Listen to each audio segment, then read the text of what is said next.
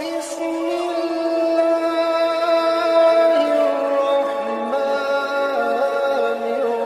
الرحيم بسم الله الرحمن الرحيم سبحانك لا علم لنا إلا ما علمتنا إنك أنت العليم الحكيم اللهم أخرجنا من ظلمات الوهم وأكرمنا بنور الفهم وافتح علينا بمعرفة العلم وحسن أخلاقنا بالعلم وسهل لنا أبواب فضلك وانشر علينا من خزائن رحمتك يا أرحم الراحمين اللهم أستودعك مما علمتني فاردده إلي عند حاجتي إليه ولا تنساني رب العالمين. Alhamdulillah, malam hari ini kita masih diperkenankan oleh Allah Subhanahu wa taala untuk bermuajahah, berusaha untuk memahami hadis Rasulullah sallallahu alaihi wasallam. Mudah-mudahan kita diberikan pemahaman oleh Allah, diberikan futuh oleh Allah untuk memahami kalam Sayyidul Bashar, yaitu Sayyidina Muhammad sallallahu alaihi wasallam.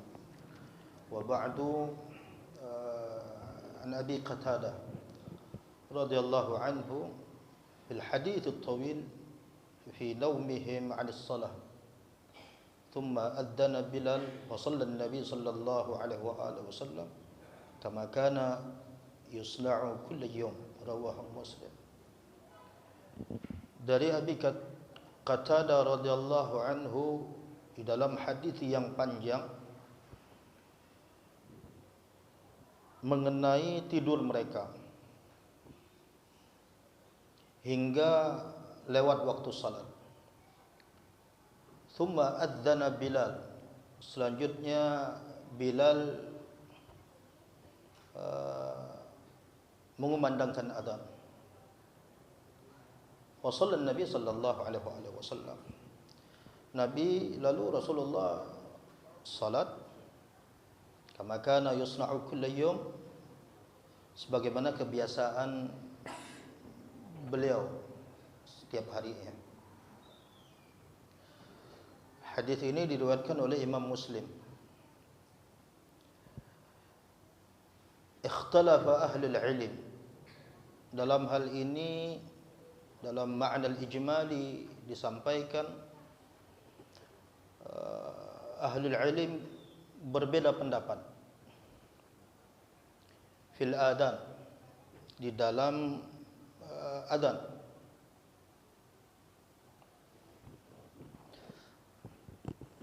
Ala syar' ad-dilala ala dukhul al-waqt faqat. Ada yang berpendapat adzan itu untuk menunjukkan masuknya waktu salat,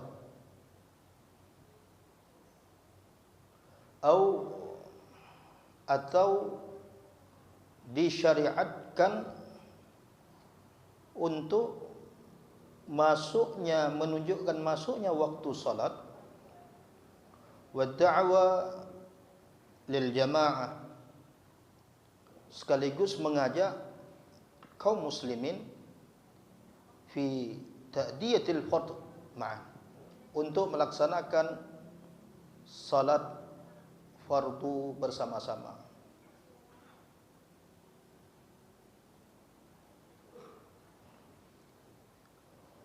Wa ala hadha tartib wa ala hadha tarattab ikhtilafuhum في مشروعية الآذان للصلاة الفائتة والمنسية. Perbedaan itu muncul dari ini. Dari sini mulai ada komentar dari para ahlul ilm. Di kalangan mereka ada yang berpendapat disyariatkan untuk mengerjakan salat yang sudah berlalu waktunya, wal mansiyah, dan mengerjakan salat yang terlupakan. Qala al-jumhur bimasyru'iyyatil adhan lil fa'itah wa huwa al-qaulul qadim lisyafi'i rahimahullah. Sedangkan menurut jumhur mengatakan bahwasanya disyariatkan untuk mengerjakan salat yang telah berlalu waktunya. Dan ini pendapat qaulul qadim Imam Syafi'i rahimahullah. Wastadallu bihadzal hadits, mereka berpendapat dengan hadis ini. Wa qala Syafi'i fil jadid, sedangkan pendapat Imam Syafi'i di dalam qaulul jadid, la yu'dzanu lil fa'itah, tidak disyariatkan adzan untuk waktu salat yang sudah lewat. Ya, jadi ini ada dua pendapat. Idza shallaita ma'al hadira fayakfi adzan lil hadira wa yakfi adhanul hadira. Berikutnya, jika salat itu dilakukan,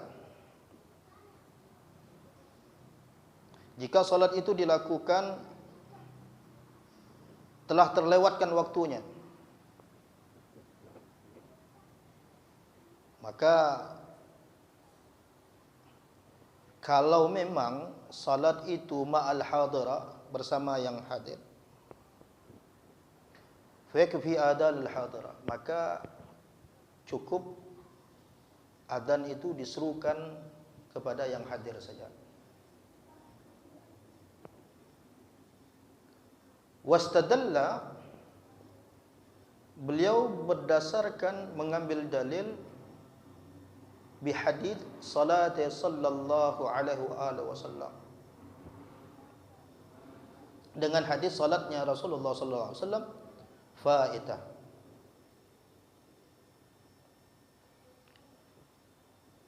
Jadi beliau Rasulullah salat telah berlalu waktunya Yaumal Khandaq, pada saat perang Khandaq.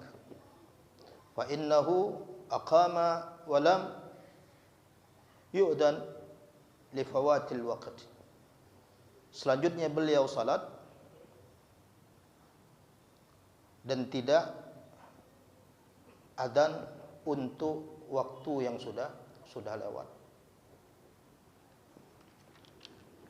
Dari hadis ini dapat dipahami fiqhul hadisnya menyatakan bahwasanya masyru'iyatul adhan lis-salatil fa'ita binaumin, disyariatkan adzan untuk salat yang terlewatkan, waktu yang sudah lewat disebabkan tertidur. Wa yulhaq biha al-mansiyya li jam'iha ma'an. Demikian pula dengan salat yang terlupa untuk mengerjakannya, karena kedua-duanya ini mempunyai hukum keadaan kesamaan hukum, seperti mana yang ditegaskan dalam sabda Rasulullah sallallahu alaihi wasallam, faman nama an salatin aw nasiyaha falyusalliha idza dzakaraha. Barang siapa yang tertidur an salatin, dari satu salat, au nasiyaha, atau ia terlupakan salatnya, falyusalliha idza dzakaraha, maka selanjutnya ia langsung saja salat sewaktu ia ingat. Nah, ini yang bisa disampaikan untuk memahami hadis ini. Artinya ada dua pendapat yang memaknai hadis ini, apakah salat yang sudah terlewatkan waktunya boleh adzan atau tidak. Ya. Kalau sudah masuk waktunya ya jelas adzan. Kalau sudah waktunya yang terlewatkan, apakah masih disyariatkan untuk adzan? Maka ulama berbeda pendapat dalam hal ini. Namun jumhur menyatakan masih tetap disyariatkan untuk waktu yang terlewatkan. Karena kenapa? Karena kedua-dua keadaan ini mempunyai kesamaan hukum.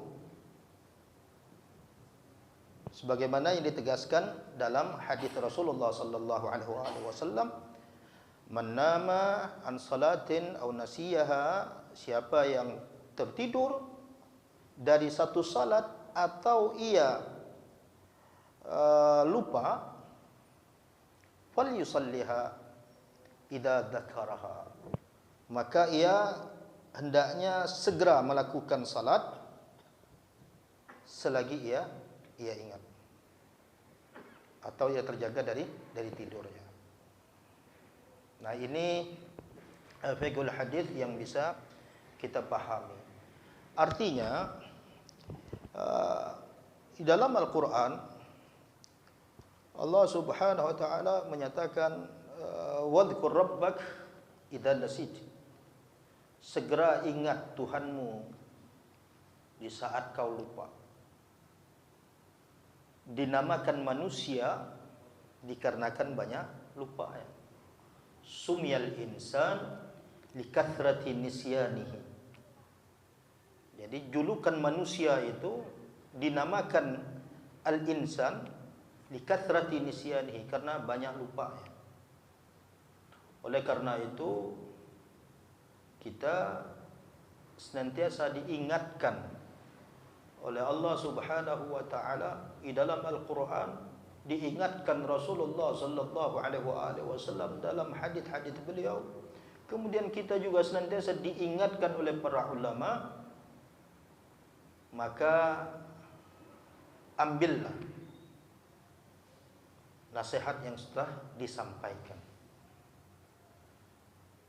Karena kita ini untuk menjaga diri kita aja kita tidak mampu kalau tanpa bantuan dan pertolongan dari Allah Subhanahu wa taala.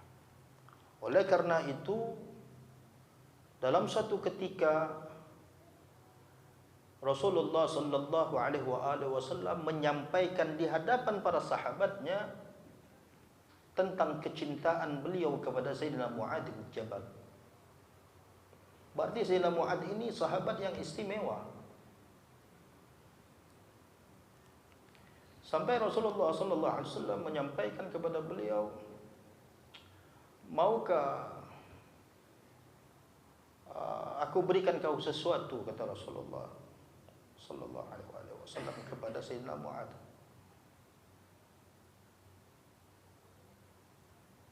Kata Sayyidina Mu'adz, baik.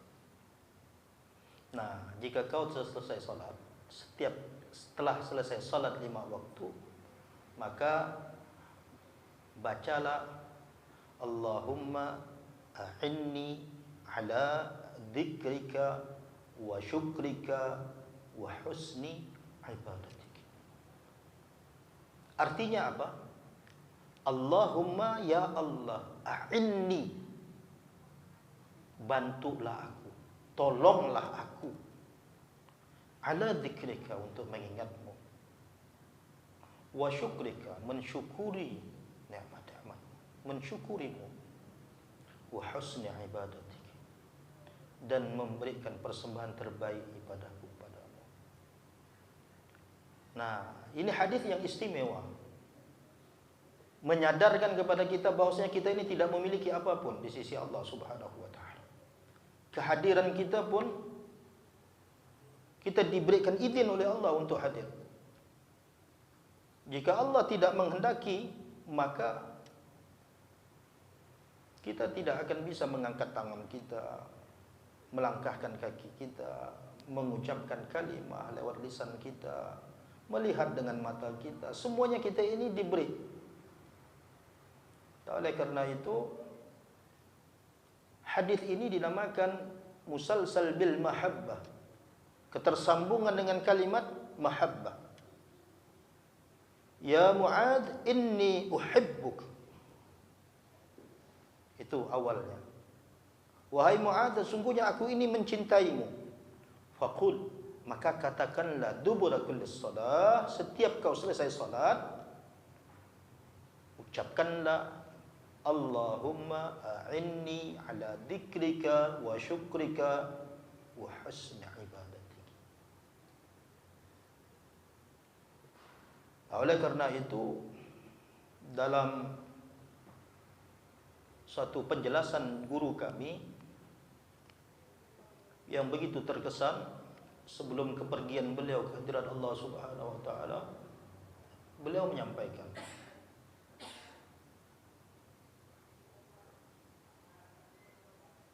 mintalah kepada Allah Subhanahu wa taala agar Allah memberikan kita ingat untuk mengingatnya.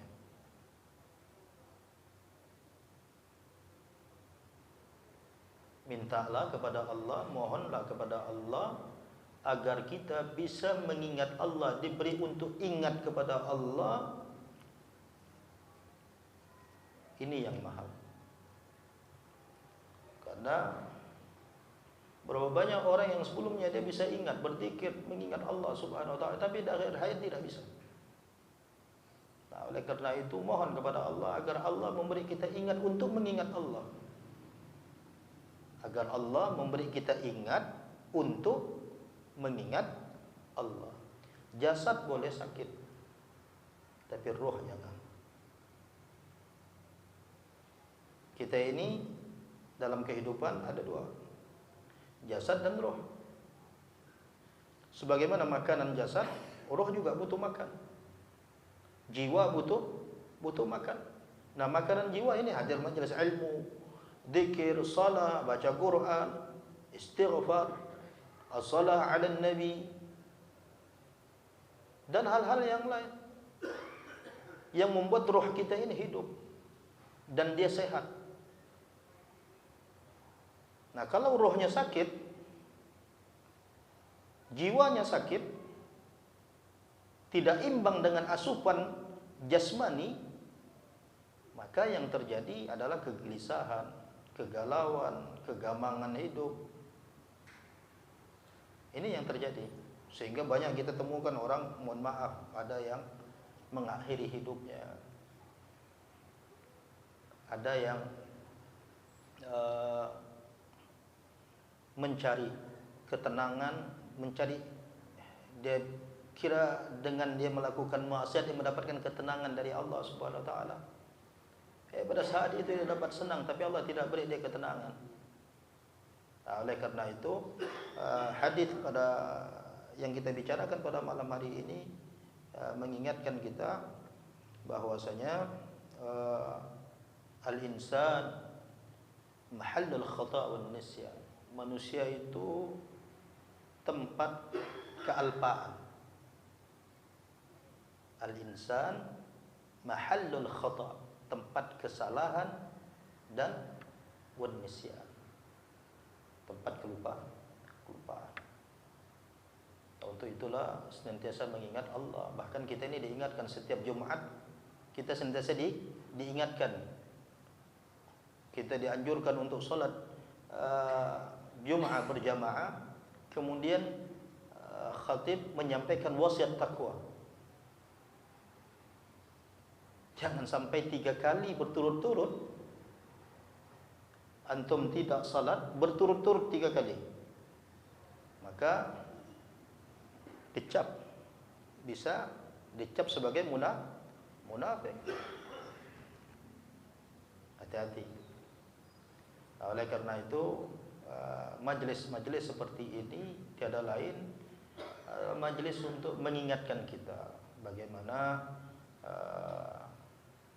kita beribadah, cara kita beribadah kepada Allah Subhanahu wa taala. Artinya kita tetap dalam kesimpulan penjelasan hadis ini malam hari ini adalah kita tetap dianjurkan untuk mengumandangkan adzan walaupun waktunya sudah lewat karena masing-masing memiliki dalil. Boleh juga jika waktunya sudah lewat, maka langsung saja iqamah dan dirikan salat. Jadi ada dua pendapat, boleh dipakai dua-duanya. Namun yang lebih spesifik adzan itu disuruhkan pada saat kita hadir. Kalaupun sudah lewat waktunya, maka kita tidak dianjurkan untuk adzan. Kalau adzan bagaimana? Ya boleh saja karena ada dasarnya. Nah, ini yang bisa Al-Fakir sampaikan, mudah-mudahan bisa dipahami. Mungkin ada yang ingin ditanyakan, fa'alaihi tafadhal.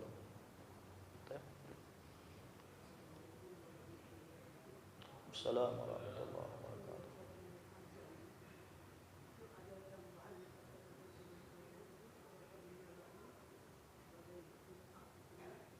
Ya.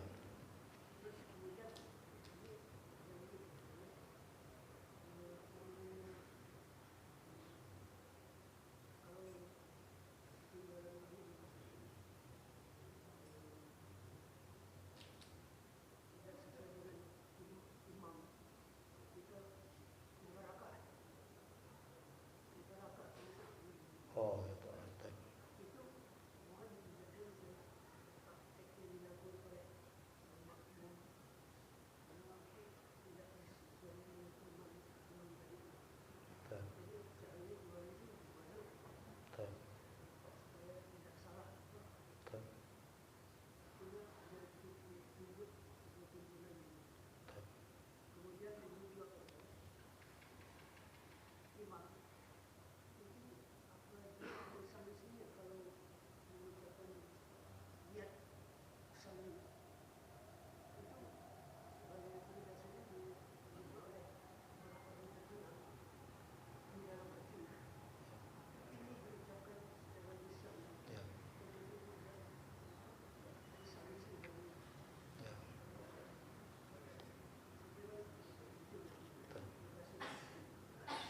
Jadi yang pertama itu tidak ada tuntunan.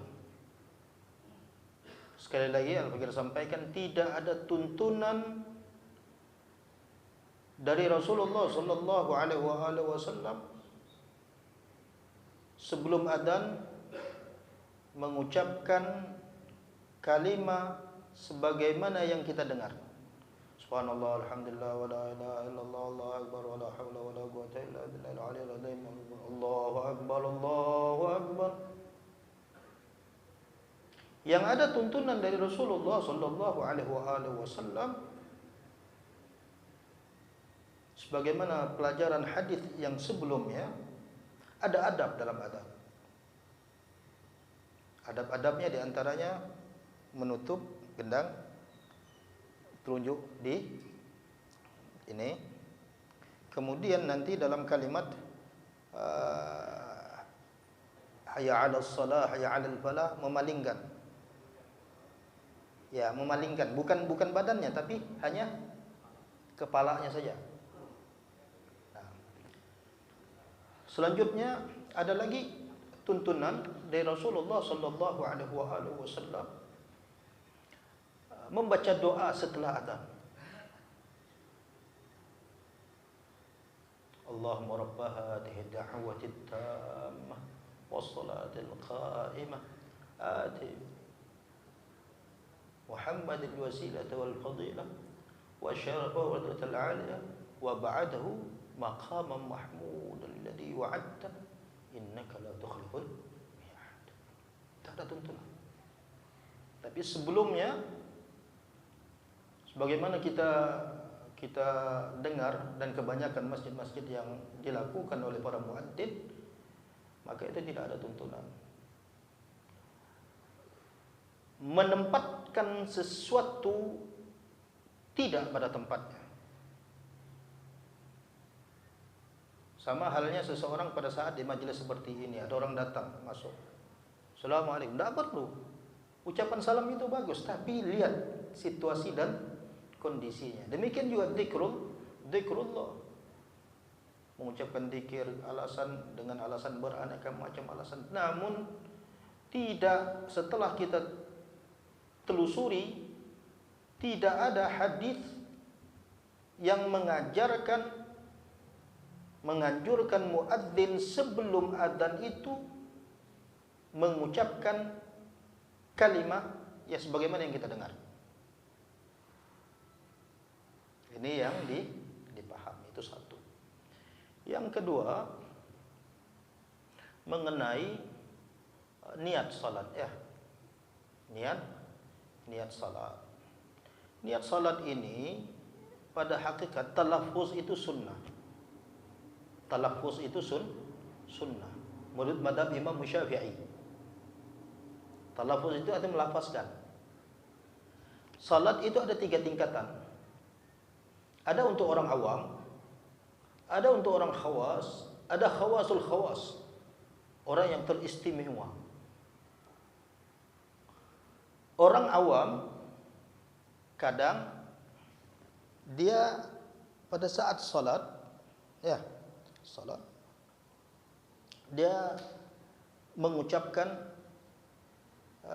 talaffuz, melafazkan niatnya dengan harapan ia bisa agar teriring niat tersebut di dalam hati antara Allah dan bar. Bukan angkat tangannya ini sunnah. Bukan Allah angkat tangannya, bukan. Lafaz Allahu Akbar. Kemudian bagaimana jika orang lakukan itu? Sholli fardal maghrib.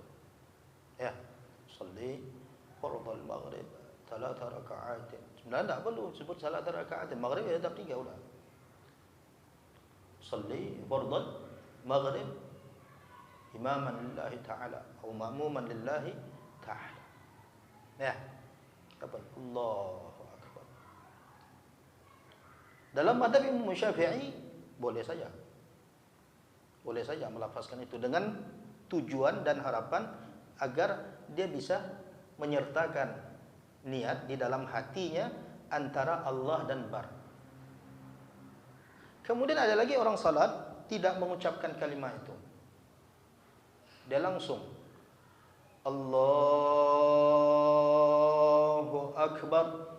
Antara Allah dan bar di sana ia memasang niat. Cukup dengan kalimat aku salat fardhu maghrib.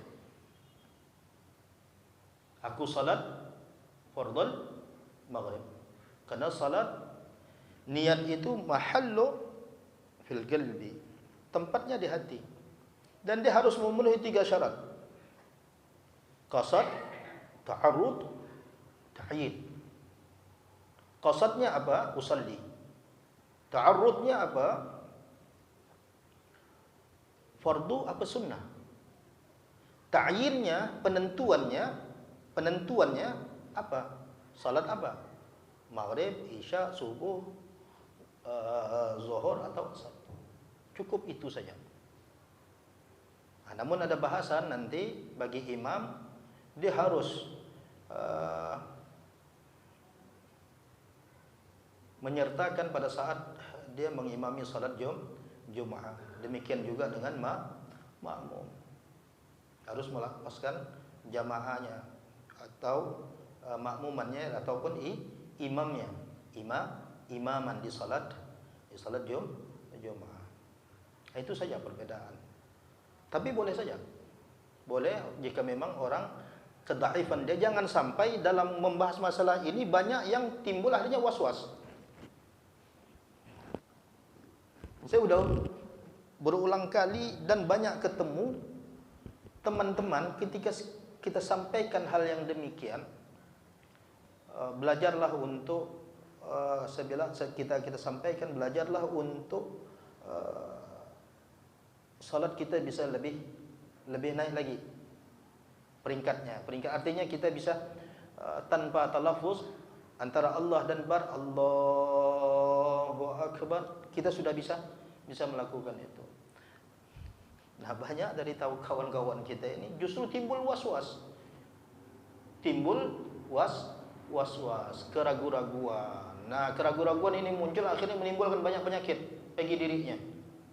Wal'iyad billah. Jadi bagaimana ya udah untuk salat dengan apa yang sudah ada dari yang dipelajari sebelumnya, tidak apa-apa karena memang makamnya kita, kedudukan kita pada saat itu masih di situ. Nah, berikutnya pertanyaan yang ketiga mengenai cara kita mufaraqah. Kita boleh mufaraqah dengan imam jika terlihat zahirnya imam ini memang salah. Kalau hanya sentimental, kan biasa ada orang sentimen saja karena perasaan tidak senang, akhirnya dia tidak mau salat. Itu tidak boleh, haram. Tidak boleh, haram. Kita boleh mufaraqah dari imam dengan ketentuan sebagai berikut. Yang pertama, jika kita mengetahui takbiratul ihramnya imam ini salah, Allahu Akbarnya salah, dia ucapkan Allahu Akbar. Jika itu diucapkan, itu bermakna istifham, Allah Akbar, apakah Allah itu maha besar? Atau dia mengucapkan kalimat putus, Allah Akbar. Tidak boleh, hatta siapa? Oh, katanya pimpinan tarekat, hatta ada pimpinan tarekat. Karena apa? Panduan kita dalam ibadah bukan orang, bukan fulan bin fulan, tapi Rasulullah sallallahu alaihi wasallam. Apa yang disampaikan oleh Rasulullah? Sallu kama raaitumuni usalli. Salatlah kalian sebagaimana kalian mengetahui aku salat. Nah, dari mana kita mengetahui Rasulullah salat? Dari hadis-hadis Rasulullah sallallahu alaihi wasallam. Nah, kemudian atau dia mengucapkan kalimat akbar dirubah menjadi qaf. Kafnya dirubah menjadi qaf. Allahu akbar. Ada kalkala di situ. Allahu akbar, artinya Allah dikuburkan. Ataupun dia mengucapkan kalimatnya seperti ini, Allahu akbar, Allahu akbar. Salah.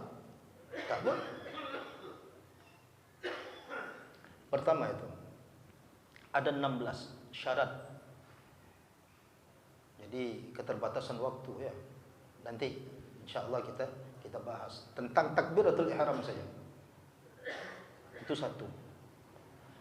Kalau kita melihat imam itu gerakannya, ini hukum qauli dulu ya, qauli. Takbiratul ihram. Yang kedua al-Fatihah. Kalau al-Fatihahnya salah, kita wajib. Kalau kita mengerti, kita wajib untuk mufaraqah al-Fatihah. Berikutnya apa? Salam. Ini yang jelas. Kalau at-tahiyat kita tidak dengar ya, hanya untuk pribadi saja. Tapi kalau assalam, dia ucapkan assalamu alaikum. Di tasydid ada mim, mimnya bertasydid, maka batal. Dia harus assalamu alaikum. Assalamu alaikum. Itu kalimat yang benar. Bukan assalamu alaikum. Berarti salam ada mim bertasydid, salah. Baik. Itu rukun qauli. Rukun fi'linya bagaimana? Saat gerakan-gerakan salat. Kalau imamnya ini ngebut Allahu Akbar,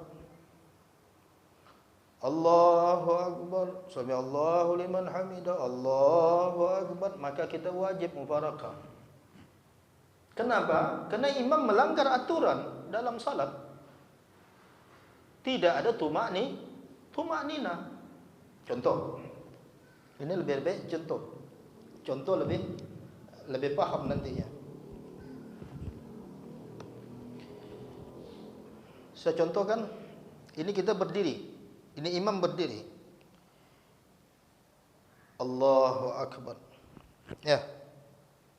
Kalau gerakan imam seperti ini, Allahu Akbar, sami Allahu liman hamidah, Allahu Akbar, Allahu Akbar, maka ini batal. Salatnya rusak. Kenapa rusak? Karena tidak menyertakan tumaknina. Apa itu tumaknina? Berhenti sejenak, tenang. Banyak tidak kita temukan? Seringkali, banyak. Kadang-kadang yang melakukannya pun orang-orang yang ahlul ilm, orang-orang yang mengerti. Tapi dalam prakteknya mereka menyalahi. Contoh, pada saat datang awal salat, Allahu Akbar. Pernah lihat tak? Seringkali. Notabene ini ahlul ilm, orang-orang yang punya ilmu, orang yang belajar, ada yang ustaz, ada yang kiai. Macam-macam sudah. Jadi saya ilustrasikan, mereka datang, Allahu Akbar. Seperti itu kan, dilihat? Salah. Ini tidak salat namanya. Ini berjalan. Sedangkan al-qiyam 'alal qadir, nih.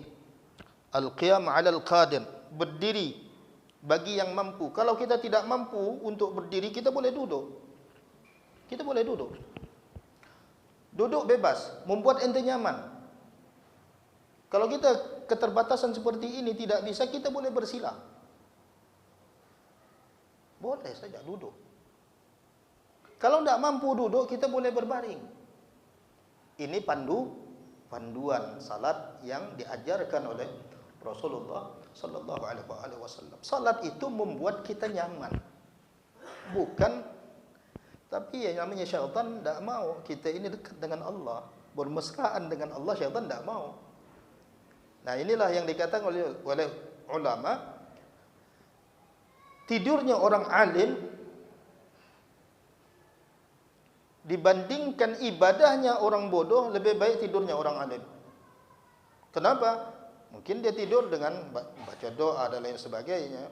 Sementara orang yang ahlul ibadah tanpa ilmu dan lain sebagainya, maka ini pekerjaannya sia-sia. Bagi syaitan menguras energi untuk menggoda orang yang sudah sesat.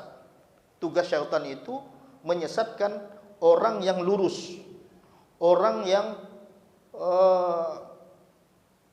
istiqamah, orang yang dia ibadahnya total.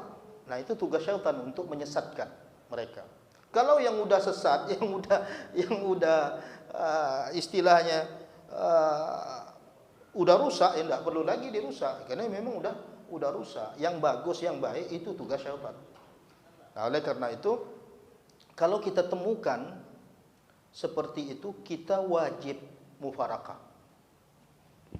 Bagaimana cara kita mufarakah? Mufarakah ini sudah tidak ada ketentuan lagi sudah.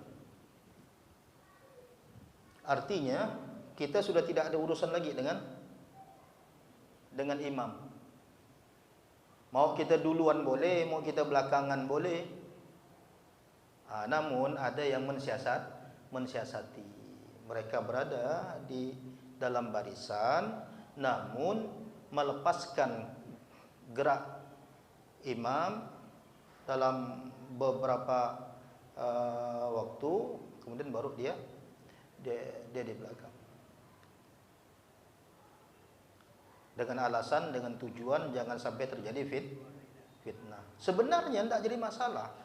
Kalaupun orang mau mufarakah, dia mau lebih dulu dari imam tidak masalah, dia mau belakangan dari imam juga tidak masalah. Namun ada yang berpendapat menjaga, demi menjaga jangan sampai terjadi fitnah, keributan dan lain sebagainya, maka yang dia lakukan adalah berada di barisan, namun dia sudah otomatis dengan sendirinya dia terpisah dari imam. Hada kaifiyah mufaraqah. Dia dinamakan cara kita untuk berpisah dengan imam. Tapi kalau karena sentimen saja, karena rasa tidak senang saja dengan imam, maka tidak boleh, haram. Kita mufaraqah haram. Karena tidak ada alasan syar'i yang membenarkan kita untuk mufaraqah. Alasan syar'i tadi itu tadi. Lihat rukun qaulinya, rukun fi'linya. Jika salah, maka kita wajib untuk mufaraqah. Saya rasa demikian, mudah-mudahan bisa dipahami. Jadi sekali lagi, kalau kita bermakmum kepada seseorang, maka tolok ukurnya adalah rukun qauli dan rukun fi'li. Rukun qauli tadi itu yaitu Allahu Akbar, takbiratul ihramnya, Al-Fatihahnya, yang jelas-jelas ini, yang kedengaran dan harus sama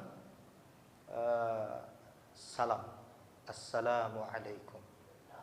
Kalau memang salamnya salah, maka batallah.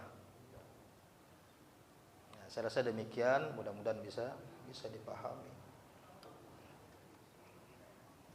Mungkin yang lain? Waalaikumsalam warahmatullahi wabarakatuh.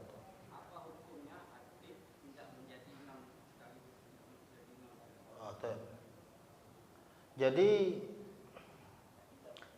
hukum mengenai khatib jadi khatib, tidak jadi imam. Jadi dibahas oleh para ulama, suqiyahnya khatib adalah imam. Khatib sekaligus imam. Ada beberapa pendapat. Ada yang mengatakan boleh.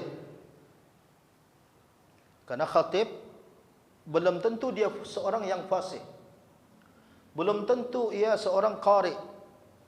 Belum tentu dia seorang hafidh Quran dan lain sebagainya. Seorang khatib. Kemudian kalau memang yang hadir itu mendengarkan, syaratnya mendengarkan dalam mazhab Imam Syafi'i, ia mendengarkan dari awal, hadir dari awal, maka dia boleh khatib tidak menjadi imam. Mungkin di masjid itu ada imam tetap. Nah, ini pendapat yang pertama.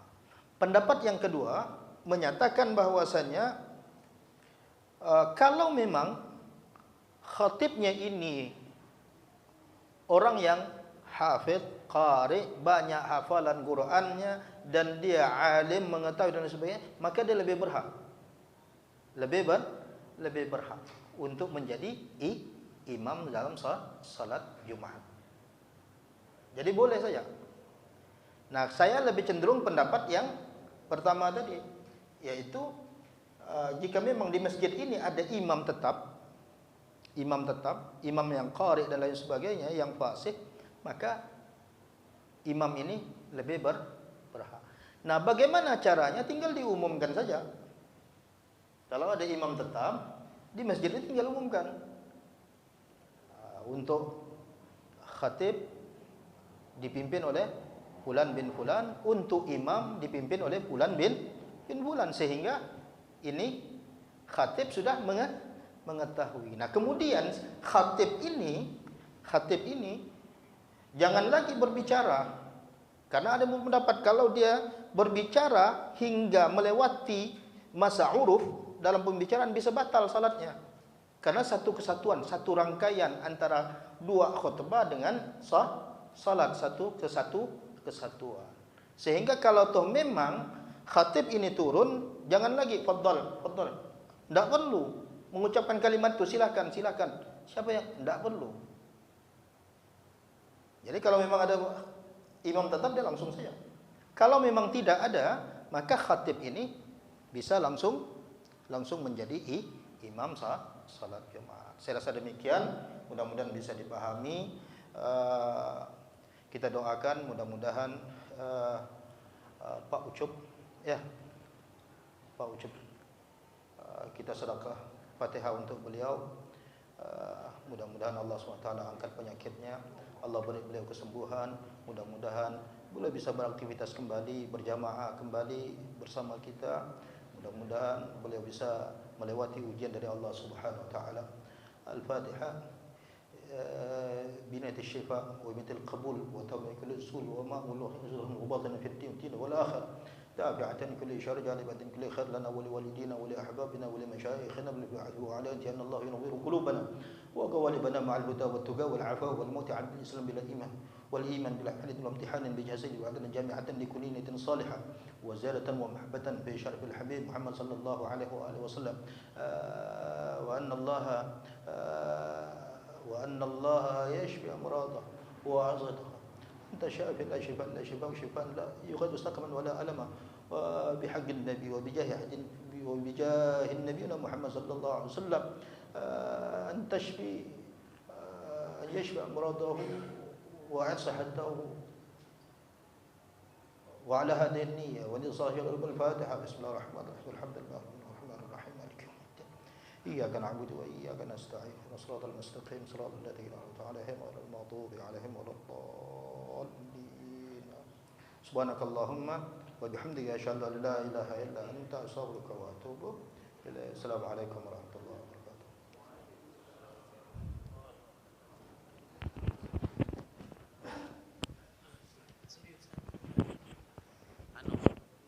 Ke sekolah anting kami.